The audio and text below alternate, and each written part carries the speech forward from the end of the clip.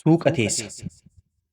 Asii olii akka urjii akka biiftuu, utubamtii suraa keessaa akka wiirtuu. Bixxilamtii kukkuulamtii suuqa teessa.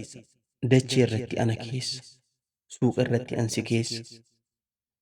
Deebii ija kootti balaqqeessa. Gurra kootti qaqawweessa.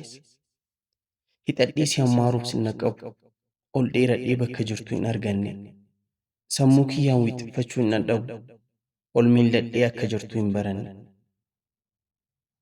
Beeka si'a miiraa qalbii kiyya waan qirqirsu dhaamsa anaaf sookuu ta'ee na dhokate. Barbaacha keef faana kiyya kan kirkirsu galma sanaaf qalbiin niyaasiif qabatte. Suuqa jirtaaf hangam beeku nama daalta. Ibidda keen dhagna keessa na marmaarta. Eeluu kootti seexaa hortii na finiinsaa. Meeluu kootti seenaa hortii na tinnisaa. Suuqa teessaaf na agarta. Olii dhadhee sin hammaaru. Sookoo keetiin na dararta. Argees ba'aa sin gargaaru. Suuqas teessu.